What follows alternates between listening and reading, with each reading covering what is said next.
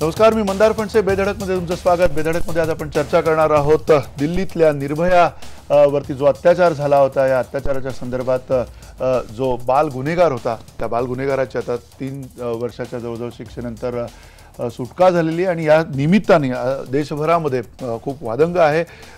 नेमकं काय करायला पाहिजे अशा प्रकारच्या गुन्ह्यानंतर बाल गुन्हेगारांच्या संदर्भामध्ये, आणि बाल गुन्हेगारांच्या संदर्भातला जो कायदा आहे तो कायदासुद्धा बदलण्याची गरज आहे का, असे अनेक प्रश्न या निमित्तानं आपल्या समोर आहेत. आणि अर्थात त्या निमित्तानं आपण आज चर्चा करणार आहोत. काही महत्त्वाचे मूलभूत प्रश्न आपण निर्माण केलेले आहेत, त्याच्या अवतीभोवती आपण चर्चा करणार आहोत. निर्भया प्रकरणी अल्पवयीन गुन्हेगाराबाबत कायद्याची भूमिका तोकडी ठरली आहे का, हा सगळ्यात महत्त्वाचा प्रश्न त्या निमित्ताने आपण तज्ज्ञांबरोबर चर्चेला घेणार आहोत. अल्पवयीन गुन्हेगारी संदर्भातील कायद्याची सुधारणा करण्यात भाजप आणि काँग्रेस सरकार अपयशी ठरलंय का, हा सुद्धा त्या निमित्तानं प्रश्न आपण विचारतोय. आणि गुन्ह्याचं स्वरूप पाहून अल्पवयीन गुन्हेगाराबद्दल कायद्यानं लवचिकता किंवा कठोरता दाखवावी का, हा सुद्धा एक महत्त्वाचा मुद्दा त्या निमित्तानं आपण चर्चेला घेणार आहोत. आपल्यासोबत तज्ज्ञ आहेत, मान्यवर आहेत. स्टुडिओमध्ये माधव भंडारी आहेत, भाजपचे मुख्य प्रवक्ते. डॉक्टर राजू वाघमारे आपल्यासोबत आहेत, काँग्रेसचे प्रवक्ते. आणि विभावरी कावळे आपल्यासोबत आहेत, ज्या रिसर्च ऑफिसर आहेत टीसच्या, आणि ज्युव्हेनाईल ॲक्टच्या संदर्भामध्ये त्यांचा अभ्यास आहे. अर्थात त्या संदर्भातनं आपण त्यांना सुद्धा प्रश्न विचारणार आहोत. आपल्यासोबत पुण्याहून थोड्याच वेळात असणार आहेत ॲडव्होकेट असीम सरोदे, जे कायदेतज्ञ आहेत. या सगळ्यांचं स्वागत आहे या चर्चेमध्ये. आणि अर्थात जो पहिला प्रश्न खरं तर विचारायचा विभावरी कावळे तुम्हाला, कारण अर्थात ज्युव्हेनाईल ॲक्ट, जस्टिस आणि आत्ताची जी ही पार्श्वभूमी आहे संपूर्ण निर्भयाच्या निमित्तानं, हे जे काही समोर आलेलं आहे आपल्या, आणि संतप्त प्रतिक्रिया. निर्भयाची आईसुद्धा स्पष्टपणे म्हटलेली आहे की आम्ही हरलोत आणि एक प्रकारे जो गुन्हेगार आहे तो जिंकलेला आहे. या सगळ्या अशा वातावरणामध्ये नेमकं तुम्हाला काय वाटतं की काय व्हायला पाहिजे या संपूर्ण ज्युव्हेनाईल जस्टिसच्या निमित्तानं? सर्वात महत्त्वाचा मुद्दा हा आहे की निर्भयाचे आई वडील किंवा निर्भया यांना संपूर्ण मान देऊन असं म्हणायला लागेल की मुळात क्रिमिनॉलॉजी आणि विक्टिमॉलॉजी हे 2 पूर्णतः वेगळे विषय आहेत. त्यामुळे विक्टिमॉलॉजी म्हणजे एखादी जी बळी पडलेली व्यक्ती आहे त्यांच्या बाजूने विचार करून जर तुम्ही गुन्हेगारीच्या बाबतीत किंवा क्रिमिनॉलॉजीचा विचार करायला लागलात आणि निर्णय घ्यायला लागलात तर ते फारच 2 विषयांची सरमसळ होऊन जाते. त्यामुळे एकतर विक्टिमॉलॉजी आपल्याला वेगळी ठेवावी लागणार आहे, विक्टिम्स जस्टिस आपल्याला वेगळा ठेवावा लागणार आहे. या केसमध्ये ज्युव्हेनाईल अर्थातच 18 वर्षापेक्षा कमी वयाचा जो मुलगा आहे त्या बाबतीत सध्याच्या घटकेला ही ओरड आहे की 3 वर्षापेक्षा जास्त शिक्षा पाहिजे. पण अर्थात आता या क्षेत्रामध्ये ज्या लोकांचा काम करण्याचा अनुभव आहे, माझा 10 वर्षांचा आहे, माझ्यापेक्षा अनेक ज्येष्ठ आहेत ज्यांच्याशी मी बोललेली आहे आजच, या सर्वांचं म्हणणं हेच आहे की शेवटी करून तुम्ही 3 वर्षाची शिक्षा किती मोठी करणार. आपण असं म्हणूया की तुम्ही त्याला 14 किंवा 20 वर्षांची शिक्षा द्या, म्हणजे सुद्धा वयाच्या 37व्या वर्षी हा मुलगा जो बाहेर येईल, तुरुंगामधनं जे कैदी दुर्दैवाने आत्ताच्या घटकेला बाहेर येत आहेत, संपूर्ण जगाशी, स्वतःच्या कुटुंबाशी, सगळ्यांशी संबंध तुटलेला आहे. आणि अशा वेळेला तुरुंगातले कॉन्टॅक्ट हा एकमेव आधार अनेक कैद्यांसाठी राहतो. हे कैद्यांबरोबर 25 वर्ष काम करून लोकांचा अनुभव आहे. तर ह्या कैद्यांबरोबर काम करून पुन्हा एकदा गुन्हेगारीच्या जगतामध्ये या मुलाला आपल्याला पाठवायचं आहे की 3 वर्षामध्ये त्याच्याबरोबर उत्तम पुनर्वसन होऊन त्याला पुनर्वसनाची चांगली संधी देऊन त्यानंतर पुढली काही वर्ष तो काय करतो आहे, कसं त्याचं चांगलं चाललं आहे, या सगळ्याकडे लक्ष ठेवायचं आहे. म्हणजे अल्टिमेटली तुम्हाला त्या मुलाला 37व्या वर्षी सपोर्ट द्यायचा आहे की आता सपोर्ट देऊन तुम्हाला एक प्रोडक्टिव्ह माणसाची समाजामध्ये भर घालायची आहे, हे आपल्यावरती आहे. बरोबर. पण एक पुन्हा त्यातनं उपप्रश्न तुम्हाला विचारायचा की आता आपण म्हणतो की 3 वर्षाची त्याला शिक्षा दिली, मुळात हा सुधार कार्यक्रम होता त्याच्या संदर्भातला की शिक्षा होती, आणि जर अशा प्रकारे जर का इतका गंभीर गुन्हा त्यानं केलेला असेल तर आता जी भीती आहे, साधारण भीती अनेक लोकांच्या मनात आहे की आता यानंतर तो कसा वागेल, आणि त्यासाठीची जी काही आता तरतूद करण्यात आलेली असणार आहे किंवा त्यासाठी जे करणं अपेक्षित आहे ते होईल असं तुम्हाला वाटतंय का? या क्षेत्रामध्ये जे कामाचा अनुभव आहे जेवढ्या लोकांना माझ्या सकट, तेवढ्या सगळ्या लोकांचं असं अतिशय प्रांजळ मत आहे की कायद्यामध्ये सुधारणा म्हणजे जर तुम्ही 18चं 16 वय म्हणत असाल किंवा गंभीर शिक्षा म्हणत असाल तर त्या दोन्हीचा उपयोग निश्चितपणे होणार नाही. कारण की पहिली गोष्ट म्हणजे कायद्याचं वय जर तुम्ही 16 करणार असाल तर 1986 पर्यंत कायद्याचं वय 16च होतं. परंतु आंतरराष्ट्रीय कायदे, मुलांची शारीरिक मानसिक जडणघडण या सगळ्याचा अभ्यास करून घेऊन जगामध्ये अनेक देशांमध्ये आज मुलांचं वय हे 18 सर्वमान्य केलेलं आहे. हा पहिला मुद्दा. दुसरा मुद्दा, तुम्ही जर शिक्षा कठोरात कठोर करणार असाल तर आपल्याला साधारणपणे एक फॅन्सी पद्धतीने जर आपण विचार केला, कोणतेही बॅकग्राऊंड किंवा काही माहिती नसताना, तर असं होतं की बाबा फाशी किंवा जन्मठेप दिल्यानंतर एक सुडाची भावना आपल्या मनात होते आणि पण गुन्हा तिकडे संपत नाही. तसं असतं तर धनंजय चॅटर्जी याला जेव्हा फाशीची शिक्षा दिली गेली त्यानंतर देशात रेप आणि मर्डर झाले नसते. कसाबला जेव्हा फाशीची शिक्षा सर्वांच्या समक्ष, म्हणजे सगळ्यांना अतिशय आनंद झाला, कसाब या दहशतवाद्याला, तोही तसा बऱ्यापैकी 20च्या आसपासचा होता, त्याला जेव्हा फाशीची शिक्षा दिली त्यानंतर दहशतवाद थांबलाय का? त्यामुळे मला कुठेतरी असं अतिशय प्रांजळपणे वाटतं की वय कमी करणं किंवा शिक्षा कठोर करणं, ह्या दोन्ही गोष्टींमुळे आपण एक वरवरची मलमपट्टी करतो. जो खरा अक्सर इलाज आपण ज्याला म्हणतो तो आहे रिहॅबिलिटेशन करणं, ज्याची कायद्यामध्ये पूर्णतः तरतूद केलेली आहे. फक्त ही तरतूद कितपत वापरली जाते सिस्टीम मधून, हा सर्वात मोठा प्रश्न आहे. नक्की हा जो मोठा प्रश्न आहे त्या बरोबरीनं पुन्हा ॲडव्होकेट असीम सरोदे आपल्या सोबत आहेत. असीम सरोदे, अर्थात संतप्त प्रतिक्रिया आहेत संपूर्ण देशभरामध्ये, अनेक ठिकाणी त्या प्रतिक्रिया नोंदल्या गेलेल्या आहेत. आता सोशल नेटवर्कवरती सुद्धा सगळेजण हेच म्हणतात की अशा प्रकारे त्याला सूट द्यायला नको, आणि असं असताना आपण क्षमाशील आहोत, आपण न्यायाच्या प्रक्रियेकडे अतिशय डोळसपणे बघतो आणि कायद्याचं राज्य प्रस्थापित होण्याच्या दृष्टिकोनातून सगळे मार्ग जे आहेत ते चोखाळतो. पण अशा वेळेला तुम्हाला आता वाटतंय का की कुठेतरी हा जो कायदा आहे त्या कायद्यामध्ये मूलभूत बदल होण्याची गरज आहे? नाही, मुळात हे लक्षात घेतलं पाहिजे की हा गुन्हेगारीतल्या मुलांबद्दलचा कायदा नाही. हा बाल न्याय काळजी आणि संरक्षण हा जो कायदा आहे, बरोबर, तो जवळपास 85 ते 90% मुलं जे दुर्लक्षित बालपण जगत आहेत, जे कदाचित बालमजुरीमध्ये आहे, जे वेठबिगारीमध्ये आहेत, जे HIV एड्ससह जगत आहेत, जे अपंगत्वासह जगत आहेत, जे रस्त्यावर आहेत, जे बेघर आहेत, अशा सगळ्या मुलांचा हा कायदा आहे. त्यांना संरक्षण देणं आवश्यक आहे. आणि गुन्हेगारीमध्ये असलेले काही जे 10% मुलं असतील त्यांच्याबद्दलची कायद्यामधली बदल करण्याची तरतूद संसदेमध्ये चर्चेमध्ये आहे. आणि त्यांचं 16 वर्ष वय झालं तर तो एकदमच रामबाण उपाय ठरेल असं काही लोकांनी मांडलेलं आहे. त्याच्यामुळे तसं करावं, त्याच्यामध्ये काहीच प्रश्न नाहीये. पण जे आता सांगत होत्या मॅडम, त्याच्यातून काही प्रश्न सुटणार नाही आपल्याला काही दिवसांनी लक्षात येईल. कारण की आपण मुळात काळजी आणि संरक्षण किंवा पुनर्वसन या विषयावर आपण सातत्याने दुर्लक्ष सगळे सरकार करतात. हे सरकार करत आहे, आधीचं सरकार करत होतं. त्यामुळे लहान मुलांबद्दल कोणाला देणं घेणं नाही, कारण काय ते मतदार नाहीत कोणाचेच.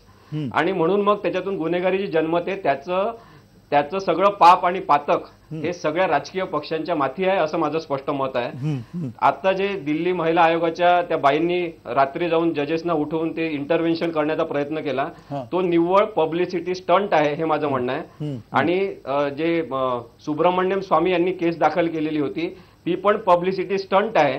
कायद्यामध्ये जर स्पष्टपणे म्हटलेलं आहे, तर कायद्याचं हे जगातलं सगळीकडचं तत्व आहे. आपण भारत खूप महान आहे आणि म्हणून असा कायदा केला असं समजण्याची काही गरज नाहीये. सगळीकडे असंच आहे की ज्यावेळेस गुन्हा होतो त्यावेळेस अस्तित्वात असलेल्या कायद्यानुसारच शिक्षा होत असते. आणि मग काहीतरी पूर्वलक्षी प्रभावाने क्रिमिनल लॉ मध्ये असं लागू करता येत नाही. म्हणून असा कोणताच कायदा करणं शक्य नव्हतं, कोणालाच शक्य नाही आणि नव्हतं पण. आणि सुप्रीम कोर्ट असेल तरी पण ते असलेल्या कायद्यांवर काम करत असते, नवीन कायदे करण्याचं काम कोर्टाचं नाहीये. त्यामुळे हा जो भावनिक उद्रेक आत्ताचा आहे आणि जेव्हा निर्भया प्रकरण झालं होतं तेव्हाचा भावनिक उद्रेक होता, त्याच्यामध्ये गुणात्मक फरक आहे हे आपण समजून घेतलं पाहिजे. आत्ताचा भावनात्मक उद्रेक जो आहे तो आपलं भारतातलं कायद्याबद्दलचं अशिक्षितपण, अडाणीपण समोर आणणार आहे की आपल्याला कायद्याची साधी समजही नाही आणि आपण नुसताच भावनाशील देश आहे आणि हे भावनाशील असणं हेच राजकीय पक्षांचं भांडवल आहे. तुम्हाला हे मान्य का डॉक्टर राजू वाघमारे, भावनाशील असणं हे तुमचं भांडवल आहे कायदा? आणि सातत्यानं काही त्यांनी आता वक्तव्य केलेली आहेत, राजकीय पक्षांना सुद्धा त्याच्यामध्ये त्यांचं म्हणणं आहे की पातक जे आहे ते राजकीय पक्षांचं आहे. नाही मंदारजी, या गोष्टीकडे मला तर असं वाटेल की राजकारणाच्या पलीकडे जाऊन बघणं गरजेचं आहे. कारण ज्याप्रमाणे या देशातील किंवा आपण जगातील लहान मुलांच्या गुन्हेगारीचा किंवा त्यांच्या ऍक्टचा आपण जर संबंध बघितला आणि एकंदर गुन्हेगारीकडे जर आपण बघितलं तर या गोष्टीकडे राजकीय विचाराच्या पलीकडे जाऊन बघणं गरजेचं आहे.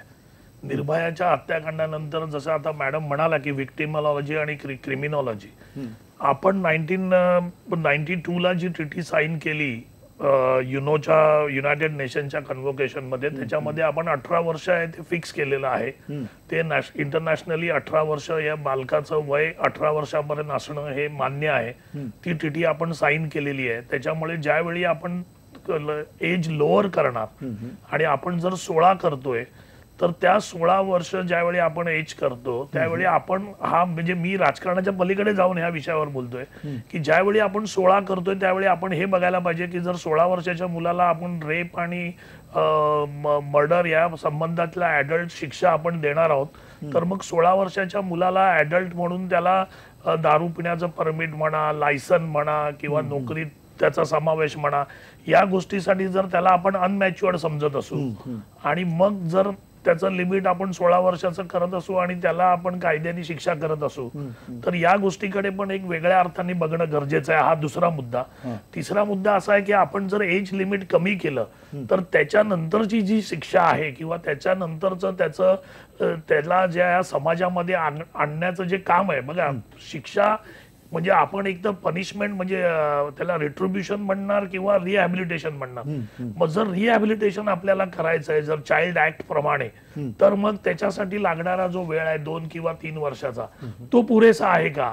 त्याच्यामुळे त्याच्यामध्ये परिवर्तन होऊन ज्यावेळी तो समाजामध्ये येईल एक ऍडल्ट म्हणून त्यावेळी समाज त्याला त्या ऍडल्ट प्रमाणे स्वीकारेल का? म्हणजे तो जो कालावधी आता जर्मनीमध्ये जर तुम्ही बघितलं तर 16 किंवा 18 वर्षाच्या खालील मुलांनी ज्यावेळी क्राईम केला तर त्याची जी शिक्षा आहे किंवा त्याचं जे त्याला रिहॅबिलिटेशन करायचं असतं ते जवळजवळ 21 ते 22 वर्षापर्यंत त्याचं केलं जातं आणि मग त्याच्यानंतर त्याला सोडलं जातं. या सगळ्या गोष्टीकडे विचार करणं आवश्यक आहे. हा प्रश्न कुठच्याही राजकीय पक्षाचा नाहीये. हा संपूर्ण देशाच्या काँग्रेसने हा मुद्दा उपस्थित केलेला आहे की का केलं नाही भाजपने आतापर्यंत वगैरे. आम्ही तेच म्हणतोय की ज्यावेळी निर्भया हत्याकांड झालं त्याच्यानंतर याचा एज कमी करण्याचा जो प्रस्ताव आहे तो काँग्रेसमध्ये मांडला, त्याची अमेंडमेंट करण्याची व्यवस्था केली. त्याच्यानंतर पार्लमेंटरी कमिटी पुढे आताच्या सरकार पुढे आला, त्यांनी तो रिजेक्ट केला. मग त्यांच्या कॅबिनेट पुढे येणार होता, तो आलेला नाहीये. याच्यामध्ये वेळ लागलेला आहे हे नक्की, पण याच्यावर धोरणात्मक निर्णय आताच्या बीजेपी सरकारनं घेणं आवश्यक आहे आणि त्याला कुठेतरी उशीर झालाय हे जर आपण म्हणणं तर ते वावगं ठरणार नाही.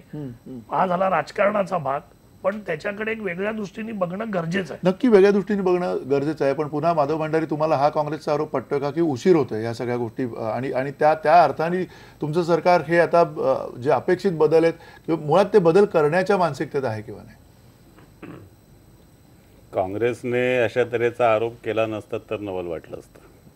खरं म्हणजे मला या सगळ्या विषयावरती राजकीय चर्चा करायची इच्छा नव्हती, आजही नाही. पण दुर्दैवाने काँग्रेसची जी शैली आहे काम करण्याची त्या शैलीमध्ये गलिच्छ राजकारणाखेरीज काही होत नाही. वाघमारे साहेबांनी आता सांगितलं, ज्या वेळेला निर्भया प्रकरण झालं, न्यायालयासमोर हा सगळा विषय सुरू झाला, तेव्हाच जनतेतून ही मागणी होती की या कायद्यात बदल करा. आता सर्वोदय साहेबांनी सांगितलं त्याप्रमाणे समजा कायद्यात बदल केला असता तरी ह्या खटल्यावर परिणाम झाला नसता, हे खरं आहे. आणि पूर्वलक्षी प्रभावाने असे कायदे लावता येणार नाहीत, हेही खरं आहे. पण तरी सुद्धा त्यावेळच्या वातावरणाला प्रतिसाद देऊन काँग्रेसने जर हा कायद्यामध्ये बदल केला असता, 1.5 वर्ष सत्ता त्यांची होती, त्यांच्याकडे राज्यसभेत लोकसभेत पूर्ण बहुमत होतं, त्यांना कायदा एका दिवसात करून घेता आला असता आणि त्यावेळेचं देशातलं जे वातावरण होतं त्याच्यामध्ये त्या कायद्याला कोणी विरोध करण्याचा प्रयत्नही केला नसता. पण काँग्रेसने ते केलं नाही. आणि नंतर आमचं राज्य आल्यानंतर आमच्या सरकारने लोकसभेत हे विधेयक मंजूर करून घेतलं. हे विधेयक राज्यसभेत अडकलंय आणि राज्यसभेत आमच्याकडे बहुमत नाही. आणि राज्यसभेमध्ये या कायद्याला मंजुरी द्यायला काँग्रेस कुठल्याही प्रकारे सहकार्य करत नाही. हे गेले 1.25 वर्ष आपण या देशामध्ये ज्या पद्धतीने संसदेचं कामकाज चालू न देण्याचा विडा उचलून काँग्रेस वागते आहे, त्याच्यामध्ये त्यांना कुठल्याही प्रकारचं काम होऊ द्यायचं नाही, कुठलेही निर्णय होऊ द्यायचे नाहीत, हे त्यांनी स्वीकारलेलं धोरण आहे.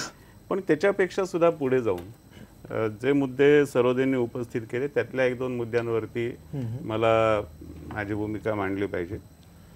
की एकतर मुळात आपल्याकडचा जो बालगुन्हेगारांचा म्हणजे त्यांनी केलेला उल्लेख खरेच अत्यंत बरोबर आहे की ज्या कायद्याच्या आधाराने निर्भया प्रकरणामध्ये विचार केला गेला, ह्या आरोपीच्या बाबतीत विचार केला, तो कायदाच मुळात अशा तऱ्हेच्या भीषण कृत्यांची दखल घेणारा कायदा नव्हता.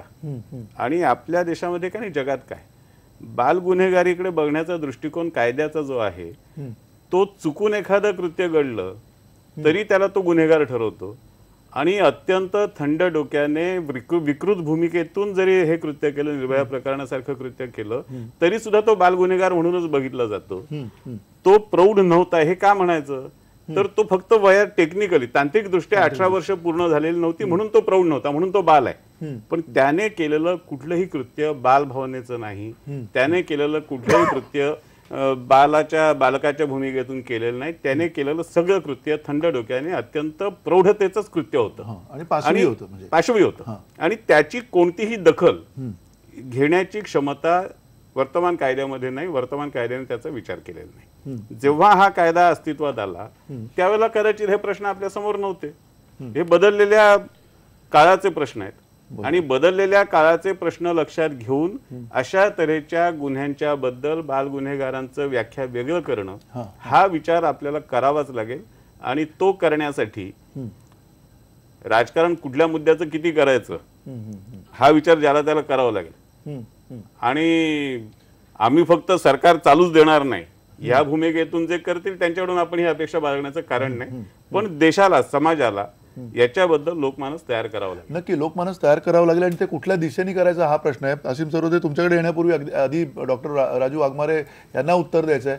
भाजपनी सुद्धा त्यांच्यावरती काही आरोप केलेले आहेत. राजू वाघमारे, मुळात संसद जर चालली नाही तर ह्या गोष्टी तिथे चर्चेलाच येणार नाहीये. मंदारजी, हेच तर आम्ही सांगतोय की ज्यावेळी निर्भया हत्याकांड घडलं त्याच्यानंतर जवळजवळ 14 ते 15 महिने आमच्याकडे सत्ता होती. त्याच्यानंतर लगेच आम्ही कमिटी नेमून त्याच्यावर रिसर्च करून या कायद्यामध्ये बदल करण्याच्या सगळ्या गोष्टी चालू केल्या. त्या कायद्याबद्दलची सुरुवात केली. पण त्यावेळी पण बीजेपीचं जे तंत्र होतं ते संसद चालू दिलेली नव्हती. हाच कायदा नाही तर याच्या बरोबरचे कित्येक विधेयक बीजेपीच्या नाकर्तेपणामुळे त्यावेळी राहिली. मग आता जर बीजेपी पूर्णपणे बहुमतात आहे आणि मग जर बीजेपीला हा जर कायदा करायचा होता तर आज आता जवळजवळ 18 ते 19 महिने होऊन गेले. आतापर्यंत सरकारकडून कुठच्याही प्रकारची हालचाल झालेली नाही. हा कायदा लोकसभेत जो संमत झाला त्याच्यानंतर तो पहिल्यांदा पार्लमेंटरी कमिटीने याच्या सगळ्या ज्या मागण्या आहेत की आपण 16 वर्ष करायला पाहिजे या मागण्या नाकारल्या. नंतर मेनका गांधींना तो कॅबिनेट मध्ये घेऊन यायचा होता एप्रिलमध्ये. तो कॅबिनेटच्या मंजुरीसाठी पण आलेला नाहीये. त्याच्यामुळे भंडारी साहेब जे म्हणतात की राज्यसभेमुळेच अडलंय आणि त्याच्यानंतरच होणार, पण त्याच्या अगोदरच्या ह्या सगळ्या गोष्टी आहेत आणि या गोष्टीकडे बघण्याचा बीजेपी सरकारचा जो संवेदनशीलपणा आहे तो इतर ठिकाणी संपलेला जसा आहे तो या कायद्याच्या बाबतीत पण संपलेला आहे. मला एक गोष्ट स्पष्ट करू. वाघमारे साहेबांची माहिती त्यांनी खूप माहिती घेतली असेल, पण या अधिवेशनाच्याच नाही मागच्याही अधिवेशनाच्या कार्यक्रम पत्रिकेमध्ये हा कायदा होता. बरोबर. आणि मागच्या अधिवेशनाच्या कार्यक्रम पत्रिकेतला हा कायदा चर्चेलाच येऊ शकला नाही कारण कामकाज झालं नाही. याही अधिवेशनाच्या कार्यक्रम पत्रिकेमध्ये हा कायदा होता पण होऊ शकला नाही कारण कामकाज यांनी केलं नाही, यांना करायचं नाही. मी आपल्याला यांच्याच वतीने सांगतो की याच्या नंतरची सुद्धा अनेक अधिवेशन हे असेच घालवतील कारण यांना कुठल्याही प्रकारे देशासमोरचे प्रश्न सोडवायचे नाहीत. त्यांची भूमिका अत्यंत स्पष्ट आहे. देशासमोरचे प्रश्न जास्तीत जास्त चिघळवा आणि सरकारच्या विरोधात वातावरण. आपण या मुद्द्यावर सगळी अधिवेशन भंडारी साहेब तुमच्या पक्षांनी वाया घालवली. डॉक्टर राजू वाघमारे, मुळात असं आहे की त्यांनी वाया घालवली म्हणून तुम्ही आता वाया घालवणार त्यांनी केलं ते तुम्ही आता करणार आहात. आपण एका मुद्द्यावर त्याच्यामुळे आपण या परिस्थितीला पोहोचलेलो आहोत. या पद्धतीची अधिवेशन वाया घालवण्याची चर्चा आपण स्वतंत्र करू. कारण आजच्या विषयामध्ये भाजपने काय केलं आणि काँग्रेसने काय केलं याची चिखलफेक करून आपण पूर्ण तास घालवू शकतो. कारण यांचं वाया घालवण्याचा जो दावा आहे ना, आता यांच्या माहितीसाठी सांगतो आणि तुमच्या माहितीसाठी सांगतो, या देशामध्ये अधिवेशन वाया घालवण्याची सुरुवात केली 2002 मध्ये. पंतप्रधान अटल बिहारी वाजपेयी जेव्हा बोलायला उभे राहिले तेव्हा सोनिया गांधींनी पहिल्या बाकावर बसून ऐकून घ्या, आता सगळ्यात ऐकून घ्या ऐकून घ्या ऐकून घेऊया ना डॉक्टर वाघमारे आपण ऐकून घेऊया. ही जर पद्धत असेल तर ही काँग्रेसची पद्धत आहे. आपण ऐकून घेऊया, बोला ना तुम्ही. ही काँग्रेसची पद्धत आहे आणि हे रोजचं प्रदर्शन आहे. 2002 मध्ये पंतप्रधान अटल बिहारी वाजपेयी जेव्हा बोलायला उभे राहिले, चर्चेला उत्तर द्यायला उभे राहिले तेव्हा सोनिया गांधींनी पहिल्या बाकावर बसून काँग्रेसच्या खासदारांना वेलमध्ये उतरवलं आणि वाजपेयींचं भाषण बंद पाडलं. 1957 पासून 2002 पर्यंत कोणी हे केलं नव्हतं. वाजपेयींचं भाषण ऐकायला स्वतः नेहरू येऊन बसत असत, इंदिरा गांधी येऊन बसत असत, राजीव गांधी येऊन बसत होतं. यांनी केलं. एक एक एक आणि मिनिट, हे एक जे मिनिट, तंत्र याच्यावर यांनी आपण चर्चा करू, स्वीकारलेलं आहे, याच्यावर आपण त्याची चर्चा करू. सुरुवात आहे. मूळ या मुद्दा एक देशामधल्या अशा सेकंड. तऱ्हेच्या राजकीय असहिष्णुतेची सुरुवात आणि त्याचं मूर्तिमंत प्रतीक सोनिया गांधी आहे. आपण एक एक मिनिट डॉक्टर राजू वाघमारे, मूळ मुद्दा असा आहे की आपण ही जी चर्चा करतोय या चर्चेमध्ये एक गृहीत धरतोय की हा कायदा बदलला पाहिजे. मुळात असीम सरोदे, तुम्हाला असं वाटतंय का की हा कायदा बदलला पाहिजे, हा कायदा बदलून नेमका कुठल्या दिशेने बदलायला पाहिजे, जर बदलायची गरज असेल तर, असं तुम्हाला वाटतंय, किंवा तो बदलला नाही तर नेमकं काय अपेक्षित आहे असं तुम्हाला वाटतं? नाही, आता जी दिशा ठरवण्यात आली होती, ज्या स्वरूपाचं बिल मांडलेलं आहे, मला वाटते ते समर्पक आहे. त्याचा प्रयोग करून बघायला पाहिजे. कारण की काहीतरी नवीन आपण करायचंच नाही आणि मग आपण पुरोगामी, असं माझं मुळीच मत नाही. त्यामुळे मला असं वाटतं की जे 16 वर्ष हिनियस क्राईम साठी आपण प्रोव्हिजन करण्याचा प्रयत्न करतोय की 16 ते 18 वर्षाच्या वयोगटातल्या मुलांनी जर हिनियस प्रकारचा क्राईम केला असेल तर त्यांच्या मोठ्या व्यक्तींनुसार सत्र न्यायालयात केसेस चालतील आणि त्यांनाही जन्मठेप किंवा फाशी त्या गुन्ह्याच्या प्रकारानुसार होऊ शकेल. तर या संदर्भातला कायदा करून बघायला पाहिजे आणि त्याची अंमलबजावणी कशी होते, त्यातून काय चांगलं होते बघायला पाहिजे. दुसरी गोष्ट की जे आता भंडारी साहेब आणि वाघमारे साहेबांचा वादविवाद सुरू आहे, त्याच्याबद्दल मला सामान्य माणसांची भूमिका म्हणून एक सांगावं वाटते की काही बिलं आपण असे काढले पाहिजे वेगळे की ज्याच्यावर कोणाचा वादविवाद नाही, ज्याच्यावर संवाद होऊ शकतो, आणि ते बिलं आधी ठेवून मग बाकीचे जे असंवादी बिलं आहे किंवा ज्याच्यामध्ये तुम्हाला राजकीय पक्षांची सहमती पाहिजे आहे ते बिलं नंतर तुम्ही काढा. पण निदान हे लोकांच्या उपयोगाचे कामं झाले पाहिजे आणि त्या संदर्भातली कायदा करण्याची प्रक्रिया सहमतीने झाली पाहिजे. याच्यासाठी काहीतरी प्रक्रिया ठरवायला पाहिजे. नक्की नक्की. विभावरी कावळे, तुम्हाला सुद्धा हाच प्रश्न आहे की जर आपण ही सगळी चर्चा या अनुषंगाने करतोय की हा कायदा बदलला पाहिजे, पण त्याहीपेक्षा महत्त्वाचं म्हणजे गुन्ह्यामधली जी त्यातला जो निर्घृणतेचा जो भाग आहे किंवा ज्या निर्घृणतेने किंवा ज्या पाशवी पद्धतीनं हे गुन्हे केले जातात, त्यावेळेला नेमकी काय भूमिका घेतली पाहिजे असं तुम्हाला वाटतं? कारण सरतेशेवटी जो विक्टिमॉलॉजी मगाची तुम्ही शब्द वापरला, जो भोगतो अशा पद्धतीने अत्यंत वाईट पद्धतीनं त्या निर्भयाचं कुटुंब गेलेलं असणार आहे आणि त्यांची आजची प्रतिक्रिया जी आहे ती सुद्धा आपल्याला खरं तर विचार करायला लावणारीच आहे. मी मगाशी म्हटलं त्याप्रमाणे की तुम्ही विक्टिमॉलॉजी आणि क्रिमिनॉलॉजी या दोन गोष्टींची जर गल्लत केली नाही तरच तुम्ही योग्य निर्णयाला येऊ शकाल. त्यासाठी मुळात कोणतेही राजकीय किंवा कोणतेही इतर संदर्भ बाजूला ठेवून या दोन गोष्टी काय आहेत या विषयाचा नक्की अभ्यास पहिल्यांदा झाला पाहिजे, जो दुर्दैवाने मला तरी दिसत नाही झालेला. सर्वात महत्वाची गोष्ट कायदा बदलाबद्दल जेव्हा ॲडव्होकेट असीम सरोदे म्हणाले त्याबद्दल मी हेच सांगेन की मुळात सर्वात महत्वाचा मुद्दा हा आहे की मर्डर आणि रेप सारख्या ज्या अतिशय आपण म्हणतो की वाईट घटना आहेत, जुवेनाईल क्राईम अत्यल्प आहे या बाबतीतला. दुसरी महत्वाची गोष्ट अशी आहे की गेल्या काही वर्षांमधला माझ्या सकट इतर अनेक जणांचा या फील्डमध्ये ज्या मुलांबरोबर आणि सिस्टीमच्या बरोबर काम करणाऱ्या लोकांचा अनुभव आहे हा असाच आहे की मर्डर केसमध्ये जेव्हा जुवेनाईल असतात, लहान मुलं असतात, तेव्हा सर्वात महत्वाची गोष्ट ही असते की कुठेतरी ज्या माणसाचा मृत्यू झालेला आहे, ज्या माणसाचा खून झालेला आहे, त्या माणसाने या मुलांना प्रचंड प्रमाणात विक्टिमाइज केलेलं असतं. ही रियालिटी आहे जी तिथे काम करणाऱ्या सगळ्या लोकांना माहिती आहे, दुर्दैवाने इतरांपर्यंतही पोचत नाही. आज मी हे व्यासपीठ समजते की या काही छोट्या छोट्या फॅक्ट्स आपल्या समोर आणून देणं जेणेकरून या सगळ्या गोष्टींचा विचार आहे तो ह्या सगळ्या पातळीवर होईल. दुसरी महत्वाची गोष्ट मला सांगायची आहे की रेप केसेसमध्ये सुद्धा निर्भया प्रकरण थोडंसं बाजूला ठेवून आपण जर संपूर्ण कायदा बदलाविषयी बोलत असू तर आत्ताच्या घटकेला दुर्दैव म्हणा, सुदैव म्हणा, काहीही म्हणा, 90% रेप ऑफेन्सेस जे आपल्या देशामध्ये होतात त्याच्यापैकी 90% रेप ऑफेन्सेसमध्ये खरं तर ते मायनॉर मुलगा आणि मुलगी यांचं लव्ह अफेअर असतं. अतिशय नैसर्गिक भावना आहे, प्रेमात पडणं वगैरे वगैरे या सगळ्या गोष्टी, त्यामुळे प्रेमात पडतात दोघं जण. परंतु कायद्यामध्ये काही क्लिष्ट भाग असल्यामुळे असं होतं की प्रेमात पडून नंतर जेव्हा पुढे यांचे संबंध येतात तेव्हा तो मुलगा हा विधी संघर्षग्रस्त म्हणून धरला जातो, कारण त्याचं वय 18 पेक्षा कमी असतं आणि मुलीला संमती देण्याची तेव्हा तिचं वय नसल्यामुळे ती काळजी आणि संरक्षणाची गरज असलेली मुलगी म्हणजे याच कायद्यामधला जो दुसरा भाग आहे त्या भागात मुलगी गणली जाते. दोघांनी कृती एकच केलेली आहे, परंतु एक आहे त्याला आपण गुन्हेगार म्हणतो आणि दुसरा आहे त्याला काळजी संरक्षण म्हणतो.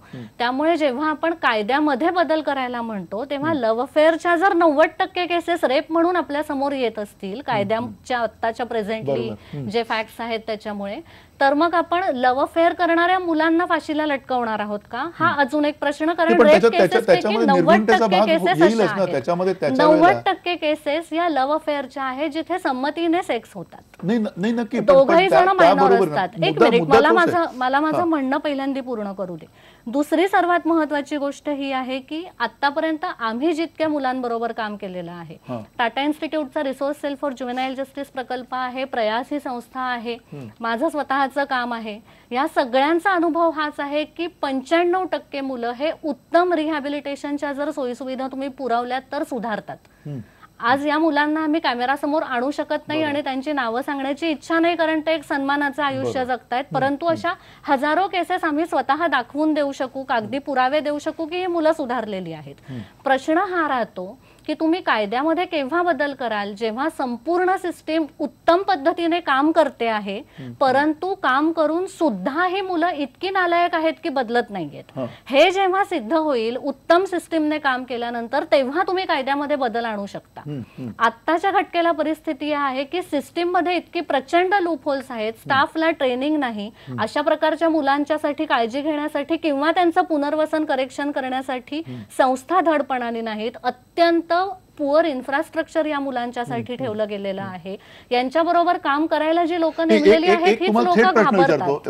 विभावरी काळे, तुम्हाला एक थेट प्रश्न विचारतो. तुमचं म्हणणं आहे जर अशी सगळी परिपूर्ण अशी व्यवस्था असेल, परिपूर्ण अशी सिस्टीम असेल, तर ही माणसं बदलतात, त्यांच्यातली मानसिकता बदलते असं तुम्ही म्हणताय. निश्चित जर अशा प्रकारचं नाही, पण हे तुम्ही 90% केसेस बाबत म्हटलात, जर अशा प्रकारचा निर्गुण असा जर का गुन्हा झालेला असणार आहे आणि अशा प्रकारे जर का अतिशय ब्रुटली मारलं गेलेलं असेल या सगळ्या लोकांना, खास करून निर्भयाची ज्या पद्धतीने हत्या करण्यात आलेली आहे, त्यावेळेला तुम्ही काय कराल? त्यावेळेला त्या ठराविक व्यक्तीच्या बद्दल तुम्ही काय अप्रोच घ्याल? मी मगाशी म्हटलं तसं की जुवेनाईल क्राईम मध्ये काही ठळक ठोस अशी कारणं तुम्हाला दिसतात. त्याच्यामधलं अजून एक महत्वाचं कारण जे निर्भया केसला लागू होतं हे असं आहे की बरेचदा मुलं ही जी सज्ञान लोक असतात त्यांच्या बरोबर येऊन काम करत असतात किंवा त्यांच्या बरोबर येऊन गुन्हे करत असतात. तर आता निर्भया केस मधल्या या मुलाला जोपर्यंत मी स्वतः भेटत नाही तोपर्यंत त्या मुलाच्या बाबतीत मी बोलू शकणार नाही, परंतु रेप आणि मर्डर केलेली अनेक मुलं माझ्या पाहणीमध्ये आणि माझ्या स्वतःच्या हाताखालून अशी गेलेली आहेत ज्यांची सुधारणा झालेली आहे.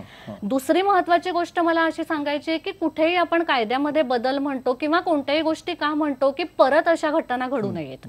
मला जुवेनाईल क्राईम बद्दल अजून एक हे फॅक्ट या निमित्ताने लोकांसमोर मांडायचं आहे की जिकडे रिपिटेशन असतं, जुवेनाईल ऑफेन्स मध्ये जे 95% मुलांचं रिपिटेशन होऊ शकतं, जी काही थोडीफार रिपीट करतात ती सगळी चोरीच्या केसमध्ये रिपीट करणारी असतात. मर्डर आणि रेप यासारख्या केसमध्ये रिपिटेशन होत नाही, हे जुवेनाईल ऑफेन्स मधलं एक फॅक्ट आहे. त्यामुळे या सगळ्याचा तुम्ही व्यवस्थित अभ्यास करून त्याप्रमाणे जर मी मगाशी म्हटलं तसं आधी तुमची सिस्टीम स्ट्रेंथन करा. उत्तम सिस्टीमने काम करून जर हे लक्षात आलं की मुलं सुधरत नाहीयेत तर निश्चित आपण पुढली पायरी घेऊ. आपण नाही म्हणत नाहीये, परंतु तुमची सिस्टीमच धड अस्तित्वात नाही. बालन्याय मंडळ धडपणाने आदेश व्यवस्थित अतिशय अल्प, पुण्यासारखी मुंबई नागपूर सारखे अतिशय अल्प बालन्याय मंडळ आहेत जिथे मॅजिस्ट्रेट साहेबांकडनं व्यवस्थित आणि उत्तम ऑर्डर्स दिल्या जातात, मुलांचा फॉलोअप सुपरविजन केला जातो, संस्था जिकडे या मुलांसाठी काम करायला तयार आहेत, अशा ठिकाणी तुम्ही जाऊन बघितलं तर कोणत्याही इररिस्पेक्टिव्ह ऑफ ऑफेन्स मुलं उत्तमपणे सुधारत असतात.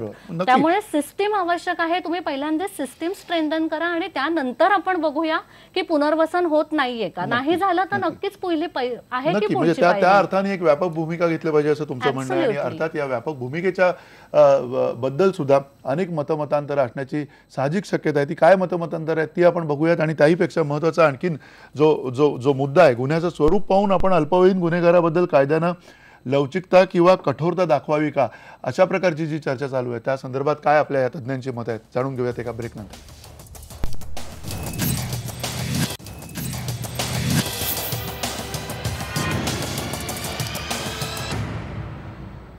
बेधडकमध्ये तुमचं पुन्हा एकदा स्वागत. आपण निर्भया प्रकरणामध्ये जो अल्पवयीन गुन्हेगार होता त्याची सुटका झालेली आहे 3 वर्षाच्या सुधार कार्यक्रमाच्या नंतर.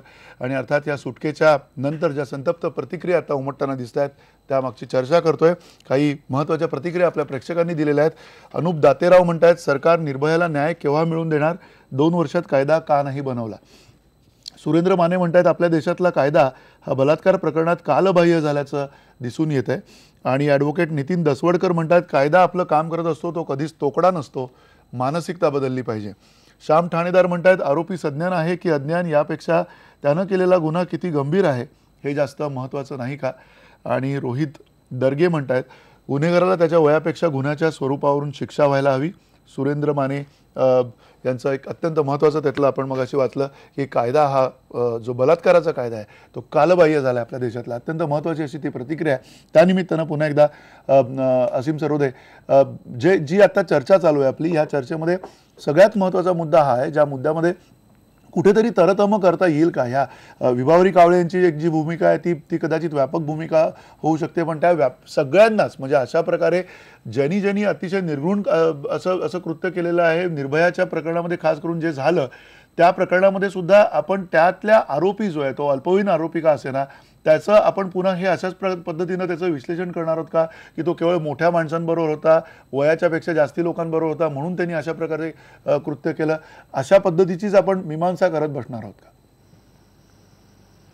नाही, एक लक्षात घेतलं पाहिजे की क्रिमिनॉलॉजी आणि करेक्शनल ज्युरिस्प्रुडन्स जे आहे जगामध्ये सगळीकडे जे वापरतात आधुनिक कायदेशास्त्र म्हणून, त्याच्या दृष्टीने विचार केला तर आपण ही सत्यता आहे की आपण कोणतेही रिहॅबिलिटेशनचे इश्यूज आपण वापरत नाही, त्याची अंमलबजावणी आपण करत नाही.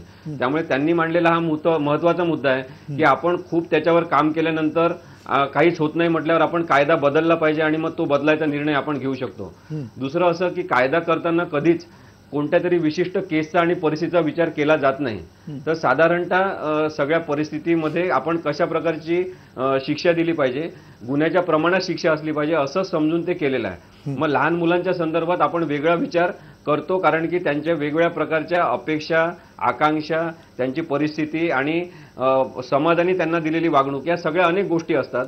आणि म्हणून मला असं वाटते की आपण एक खूप शिक्षित स्वरूपाचा म्हणजे एज्युकेटेड रिस्पॉन्स आपण या सगळ्या गोष्टींना दिला पाहिजे.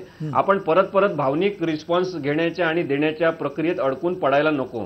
आणि त्यामुळे ही चर्चा त्या दृष्टीने महत्वाची आहे. म्हणजे आता मला असं वाटतं की हा खूप भीतीदायक माणूस आहे असा रिपोर्ट जर आला असेल तर पोलिसांना अधिकार आहे. म्हणजे अनेक केसेसमध्ये आम्ही पाहतो की कारागृहाच्या बाहेर पोलीस उभे असतात आणि आरोपी सुटला की लगेच परत अरेस्ट करून काहीतरी कलम लावून त्याला आतमध्ये टाकतात. मग आता या माणसाबद्दल पोलिसांना हे अधिकार आहेतच की तो धोकादायक आहे समाजामध्ये जाणं, मग त्याला सिक्युरिटी बॉन्ड घेऊन त्याला किंवा एखादे काही कलम लावून त्याला परत अरेस्ट करून ठेवता आलं असतं. त्यासाठी आपण खूप जो बाऊ करून घेतलेला आहे तो एक चुकीचा आहे. कारण कायद्यामध्ये प्रक्रिया उपलब्ध आहे.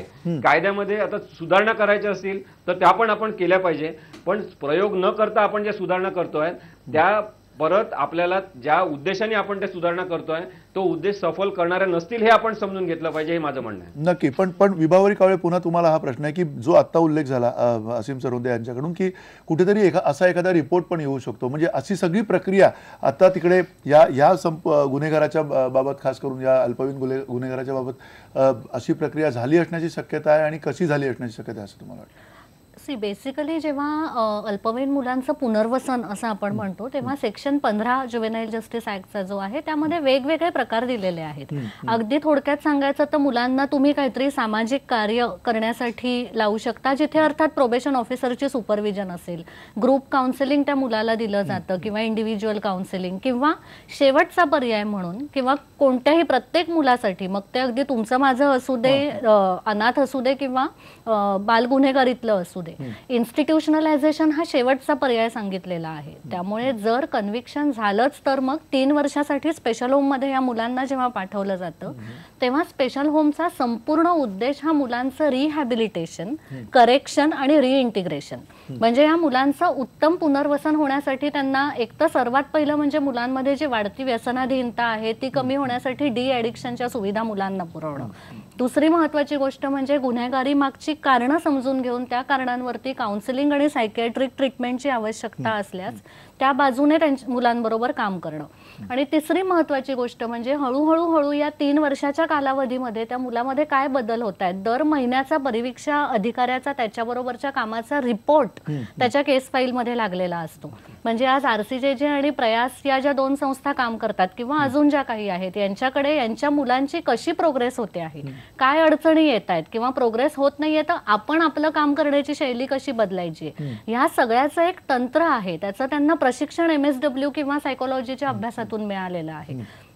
अशा प्रकारे जेव्हा संपूर्ण त्या मुलांबरोबर काम होतं तेव्हा मी मगाशी म्हटलं तसं की 95% मुलं irrespective of nature of offence सुधारतात आणि यानंतर सुद्धा या मुलांना पुढच्या आयुष्यामध्ये काही प्रॉब्लेम येऊ नयेत, विक्टिमायझेशन त्यांचं होऊ नये, त्यांच्याकडून कोणी विक्टिम होऊ नये, यासाठी पुढचे सुपरविजन फॉलोअप दिलं जाऊ शकतो.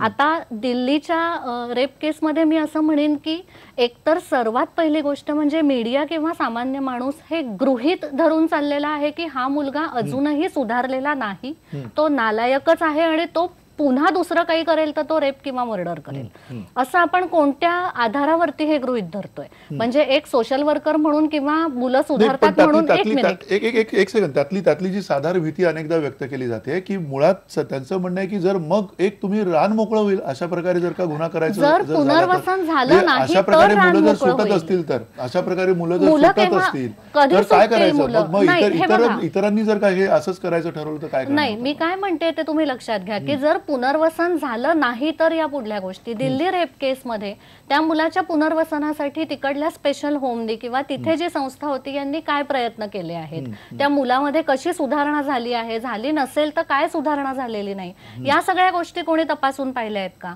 त्यांच्याशी आपण संपर्क कोणीतरी एका माणसाने केलेला आहे का? आपण सगळेजण एक ठोबळ मनाने ठोकळेबाजपणाने असं गृहीत धरून चाललो आहेत की हा मुलगा सुधारणार नाही. मी मगाशी म्हटलं तसं की जर सिस्टीम उत्तम असेल, RCJ प्रयास सारखे किंवा साथी सारख्या संस्था असतील ज्या मुलांबरोबर काम करतायत, निश्चितपणे मुलांमध्ये सुधारणा होते, हा आमचा अनुभव आहे. म्हणजे मी जे आता प्रत्येक शब्द बोलते आहे हा अनुभवावरती आधारित बोलते आहे. त्यामुळे जर यांच्यामध्ये पुनर्वसन होणार नसेल तर सुद्धा आपण त्यांना नुसतं सोडणार नाही आहोत मोकाट, त्यांना रान मोकळं करून देणार नाही आहोत, ते त्यांच्या घरी राहतील, परंतु सुपरविजन किंवा फॉलोअप असेल. जुवेनाईल जस्टिस बोर्डाच्या दृष्टीने जुवेनाईल ऍक्ट मध्ये अशी सुद्धा एक प्रोव्हिजन आहे की जर जुवेनाईल जस्टिस बोर्डाला एकदा 15 सेक्शन मधली एखादी ऑर्डर पास केल्यानंतर असं वाटलं की या ऑर्डरचा परिणाम होत नाहीये, मुलाला परत सुद्धा ते ताब्यात घेऊ शकतात, परंतु कायद्यामधल्या या छोट्या छोट्या गोष्टी लक्षात न घेता मुलांचं पुनर्वसन झालेलंच नाही असं गृहीत धरून जर एका बाजूने आपण विचार करणार असू तर निश्चितपणे मग आपण असं म्हणू की कायद्यामध्ये बदल आणा. एवढं मात्र नक्की सांगेन, तुम्ही कायद्यामध्ये कितीही बदल आणून वय 0 केलं तरी जोपर्यंत जो खरा रोग आहे तिथे इलाज होत नाही तोपर्यंत काहीच फरक पडणार नक्की. अर्थात त्या बरोबरीनं पुन्हा एकदा माधव भंडारी तुम्हाला हाच प्रश्न आहे की मुळात तुमची धारणा काय, पक्ष म्हणून यामध्ये काय विचार होताना दिसतोय? कारण मुळात हाच मुद्दा आहे, कायदा आधी बदलायचा की आपली भूमिका बदलायची? कारण कुठेतरी शिक्षेची अपेक्षा आहे सगळ्यांना, आणि शिक्षेची अपेक्षा असताना सगळेजण म्हणतात, जसं आता विभावरी कावळे त्यांच्या अनुभवातून म्हणतात की नाही सगळेजण 95% सुधारतात, आणि काही लोकांचं आता म्हणणं आहे की नाही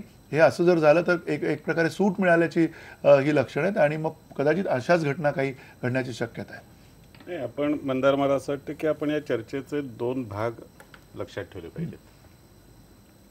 बालगुन्हेगारी कायदा, बालगुन्हेगारी, त्यांचं पुनर्वसन, त्यांच्या सुधारणा, हा जो व्यापक विषय आहे तो वेगळा आहे, आणि ज्या घटनेमुळे आपण आज ही चर्चा करतो आहोत तो विषय वेगळा आहे. बालगुन्हेगारी, त्याच्यामधल्या सुधारणा, त्या मुलांना सुधारण्याची संधी देणं, ते 90%, मी तर 90 नाही, मी असं म्हणतो 95% मुलं सुधारतात. माझा मुलांच्या सुधारण्यावरती पूर्ण विश्वास आहे. आणि मी दुसरं आपल्याला सांगतो की या देशामध्ये मुलांच्या बाबतीत, म्हणजे मुलांच्या इतका दुर्लक्षित राहिलेला, उपेक्षित राहिलेला घटक कुठला नाही. म्हणजे मी फक्त गुन्हेगारांबद्दल नाही बोलत आहे, एकूणच मुलांचे हक्क, एकूणच मुलांच्या सुधारणा, एकूणच मुलांच्या अडचणी, याच्याबद्दल आपण काहीही विचार करत नाही. बालगुन्हेगारांच्या बाबतीत कायदा ठीक आहे, कायदा वेगळा, म्हणजे कायद्याची जी काही चौकट आहे ती कागदावरती चौकट चांगलीच आहे, पण या मुलांना जेव्हा बालसुधारगृहात पाठवतो तेव्हा त्या सुधारगृहापेक्षा ती त्यांना अधिक गुन्हेगार बनवणाऱ्या इमारती अशी अवस्था आहे. त्याच्यामुळे त्याची चर्चा वेगळी करावी लागेल. त्याच्यामधल्या सुधारणेला भरपूर वाव आहे, सुधारणा करण्याची गरज आहे. त्या सुधारणा करत असताना अनेक नवे मुद्दे लक्षात घेण्याची गरज आहे, हे सगळं खरं आहे, त्या चर्चेबद्दल कुठेही दुमत नाही. आत्ता ज्या प्रकरणाबद्दल आपण बोलतो आहोत, दुसऱ्या बाजूनी, म्हणजे या प्रकरणाकडे येताना दुसऱ्या बाजूनी एक वर्ग देशात असा आहे की गुन्हेगाराच्या बाबतीत तुम्ही, म्हणजे त्यांनी ते 2 शब्द मोठे वापरले, मला काही इतके मोठे शब्द कळत नाहीत, व्हिक्टिमॉलॉजी वगैरे, पण आता ती मुलगी काय, तिच्यावर अत्याचार झाले, आता ती गेली, तिचं काय, आता त्या मुलाचा विचार करा. कसाबने समजा 100-200 लोकांना मारलं असेल, पण कसाब बिचारा तरुण आहे, त्याचा विचार करा, त्याच्या मानसिकतेचा विचार करा, त्याच्या कौटुंबिक पार्श्वभूमीचा विचार करा, तो एवढा वैफल्यग्रस्त का झाला, भारतात येऊन त्याला एक गोळीबार करायची इच्छा का झाली, ह्याचा अभ्यास करा, ती परिस्थिती सुधारा, असं एक म्हणणं हे एक वर्ग आहे असा.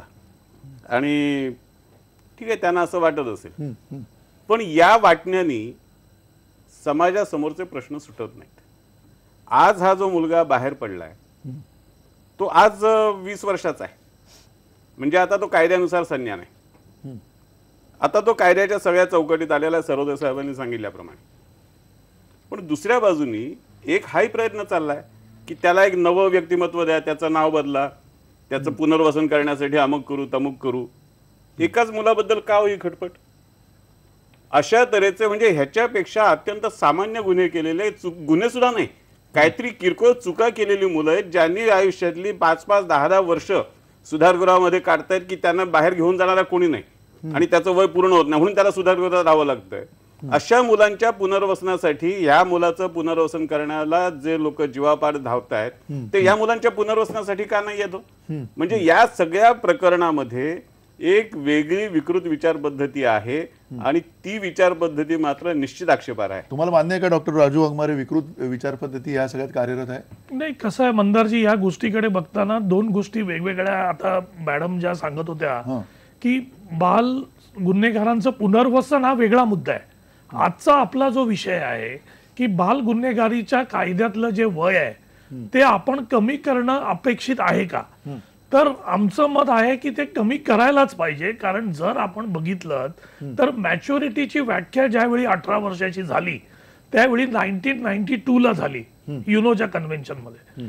आताची जी साधनं मुलांना अवेलेबल आहेत, आताचं जे वातावरण आहे, ज्या प्रकारचं एक्सपोजर लहान मुलांना ज्या वयामध्ये होतंय त्याच्यामुळे फिजिकल ऍडल्टहुड पेक्षा कल्चरल ऍडल्टहुड म्हणजे कल्चरल मॅच्युरिटी जी आहे ती मुलांना फार लवकर येते. त्याच्याकडे या कायद्याने एक वेगळ्या नजरेने बघणं गरजेचं आहे की ती मॅच्युरिटी मुलांना येते का. मग जर ती येत असेल तर ती 16 वर्षापर्यंत जर येत असेल, आपण 2 वर्ष कमी केली. कारण जी 10वीतली मुलं आपल्या वेळी आपल्याला जे संज्ञान होतं ते एक्सपोजर आत्ताच्या ज्या मुलांना आहे ते जर आपण बघितलं तर आपण सगळे हे मान्य करू की आत्ताची मुलं आपल्या एजच्या मुलांपेक्षा कितीतरी मॅच्युअर्ड आहेत. प्रश्न दुसरा असा येतो की त्यांनी केलेल्या गुन्हेगारावर किंवा त्यांनी केलेल्या गुन्ह्यावर त्याच्या शिक्षेचं महत्व किंवा त्याला शिक्षेचं त्याचं रूपांतर करण्यात यावं का. जर तुम्ही जगात सगळीकडे बघितलं तर अमेरिका घ्या, इंग्लंड घ्या, जसं मॅडम आता म्हणत होत्या की सिस्टीम, एक मिनिट, की सिस्टीम आपल्याला सुधारायला पाहिजे मग कायद्यात बदल करा. तिकडे सगळ्या सिस्टीम सुधारलेल्या आहेत तरी तिकडे ज्यावेळी बाल गुन्हेगार अशा पद्धतीचे हिनियस क्राईम करतात, मर्डर्स करतात, तेव्हा त्या मर्डर्स किंवा त्या गुन्ह्याच्या पार्श्वभूमीवर त्यांना ऍडल्ट म्हणून ट्रीट केलं जातं. हा तिकडचा पण कायदा आहे ज्यावेळी तिकडे या सगळ्या व्यवस्था आहेत. त्याच्यामुळे दूरगामी परिणाम आणि आत्ताचे उपाय या दोन्ही गोष्टींकडे एकाच मापातून बघितलं तुम्ही तर कधीच समाजात सुधारणा होणार नाही. त्याच्यामुळे ज्या सुधारणा होणार आहेत त्याच्यासाठी सिस्टीम बदलणं आवश्यक आहे. ते एका बाजूला करत राहताना आत्ताचे जे परिणाम आहेत ते सुधारण्यासाठी कायद्यात बदल करून तो कायदा 16 वर्षापर्यंत आणणं, कारण मॅच्युरिटी तेवढी झालेली आहे. आणि एकच वाक्य तुम्हाला सांगतो मी, 2013 मधलं जर तुम्ही कॅल्क्युलेशन बघितलं तर बाल गुन्हेगारीमध्ये जी वाढ झालेली आहे ती जवळजवळ 137.5% झालेली आहे. बाल गुन्हेगारांचं प्रमाण वाढलंय. त्याच्यामुळे ज्या पद्धतीने बाल गुन्हेगारांकडे आपण याच्या पूर्वी बघत होतो ती बघण्याची पद्धत बदलून कायद्यामध्ये बदल करून आणि एका बाजूला सिस्टीमला पुनर्वसनाकडे नेऊन जर केलं तर या समाजामध्ये सुधारणा घडू शकते. नक्की नक्की. पुन्हा विभावरी काळे, तुम्हाला हे पुन्हा मी सारखं विचारतो, कदाचित तुम्ही मगाशी सुद्धा तोच प्रश्न विचारला होता की एक प्रकारची सूट मिळते असा जर का समज झाला त्यावेळेला काय करणार आहात? कारण पुन्हा आपण पुनर्वसनाची जरी व्यापक भूमिका घेतली तरी कुठेतरी अशा प्रकारच्या गुन्ह्याला आणि अशा प्रकारच्या गुन्हेगाराला काहीतरी शासन झालं पाहिजे. आणि ते जर का 3 वर्षाच्या या सुधार कार्यक्रमाच्या दृष्टिकोनातलं जर का शासन तर ते अपुरं आहे असं तुम्हाला वाटत नाहीये का? मी मगाशी म्हटलं तेच आता परत म्हणेन की तुम्ही एखाद्या व्यक्तीला 3 वर्ष एखाद्या ठिकाणी डांबून ठेवा काय किंवा 25 वर्ष डांबून ठेवा काय, जोपर्यंत त्या व्यक्तीच्या बरोबर काम होत नाहीये तोपर्यंत तुम्ही किती आयुष्यभर जरी त्याला डांबून ठेवलं तरी त्याच्या आयुष्यात काहीही फरक पडणार नाहीये. फक्त शारीरिक मानसिक दृष्ट्या तो अजून विकलांग होऊन जाईल. हा पहिला मुद्दा. दुसरा महत्वाचा मुद्दा मला मगाशी माननीय राजू वाघमारे जे म्हणाले त्याच्यावरती की अतिशय बरोबर आहे की मीडियाचा प्रचंड प्रभाव मुलांवरती आहे. एक्सपोजर मुलांना खूप जास्त मिळतं. मॅच्युरिटी मुलांची थोडीशी खाली यायला लागलेली आहे. पण ह्या सगळ्याचा दोष आपण मुलांना द्यायचा? मुलांना एक्सपोजर खूप जास्त मिळतं, वाटेल तशा प्रकारचे पिक्चर्स बनवले जातात, पोर्नोग्राफी सहजपणे सगळीकडे अवेलेबल आहे, हा मुलांचा दोष आहे का? सिस्टीम उत्तम रिहॅबिलिटेशन करू शकत नाही, हा मुलांचा दोष आहे का? शेवटी प्रत्येक बाल गुन्हेगार हा, आपण हे सगळेजण मान्य करू इरिस्पेक्टिव्ह ऑफ राजकीय पक्ष किंवा सामाजिक तुमची जी काही मतं असतील ती, की कोणीही जन्माला येताना गुन्हेगार नसतो. ज्या परिस्थितीमध्ये माणूस मोठा होतो त्यानुसार त्याचं पुढचं आयुष्य ठरत असतं. मग अशा वेळेला जर अक्षम्य दुर्लक्ष या मुलांकडे होतं, उत्तम पालकत्वाचा ग्रॉस, मला पूर्ण करू दे प्लीज, उत्तम पालकत्वाचा ग्रॉस जर अभाव असेल, मीडियाचा इतका प्रचंड प्रभाव असेल, एक्सपोजर्स इतके वाह्यात आणि विचित्र मिळत असतील, आणि सर्वात महत्वाचं म्हणजे सिस्टीम अपयशी ठरत नसेल किंवा कामच करत नसेल, तर ह्या सगळ्यासाठी आपण मुलांना गुन्हेगार ठरवून त्यांचं वय कमी करून त्यांना खाईत लोटणार आहोत का? हा माझा मूलभूत प्रश्न आहे. तुम्हाला हे मान्य आहे का? हा जो त्यांनी मूलभूत प्रश्न उपस्थित केलाय असीम, पुन्हा तुम्हाला तो मान्य आहे का? मला खरं तर तो त्यांचा विचार जो आहे तो अत्यंत रचनात्मक आणि सकारात्मक वाटतो. आणि त्या अशा कोणत्याच विचारांना आपण विकृत म्हणणं हीच खरी विकृती आहे. कारण की त्या कारणावर काम करत आहेत. आपण काय करतोय की आपण एक घटना घेऊन त्या घटनेमधल्या आरोपीबद्दल आपण बोलतोय, त्यांनी केलेल्या ज्या कृत्याबद्दल त्याच्यात बोलतोय, आपण त्या रिझन बद्दल बोलतायत. आणि म्हणून मला वाटते की कारण समजून नष्ट करण्यासाठीचं काम हे नेहमीच रचनात्मक असते आणि ते वैचारिक असते. त्यामुळे ते विचार समजून घेण्यासाठी बरेच जणांना अपयश येत असते. त्याला आपण काय म्हणू शकत नाही, प्रत्येकाच्या बौद्धिक कुवतीचा तो भाग आहे. पण एक लक्षात घेतलं पाहिजे, आर्य चाणक्य यांनी म्हटलेलं वाक्य आहे की जोपर्यंत कसाब सारख्या प्रवृत्ती असतील की तशाच हिंदुत्ववादी प्रवृत्ती असतील, त्या तयार होण्याची कारण जोपर्यंत आहेत तोपर्यंत यांना शिक्षा करून काही होणार नाही. आणि तसंच मग त्या कावळे मॅडम जे सांगत आहेत सातत्याने की लहान मुलं असे का वागतात याची कारणीमीमांसा एकीकडे झाली पाहिजे. त्यांना जे हिनियस क्राईम मध्ये त्यांना शिक्षा पण द्यायची असेल तर ती झाली पाहिजे. पण कारणीमीमांसा करणं हे विकृत आहे हे म्हणणं बरोबर नाही असं माझं मत आहे. हे रचनात्मक विचार थेट प्रश्न असीम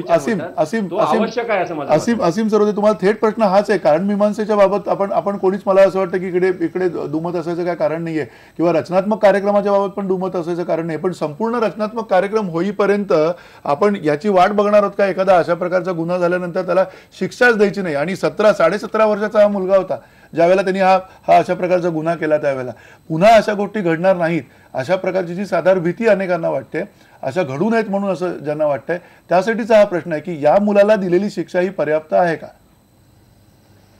आपल्याला कदाचित पर्याप्त वाटणार नाही, कोणालाही पर्याप्त वाटणार नाही, कारण की त्यांनी केलेल्या गुन्ह्याच्या प्रमाणात ती शिक्षा पर्याप्त नाहीयेच हे अगदी स्पष्ट आहे.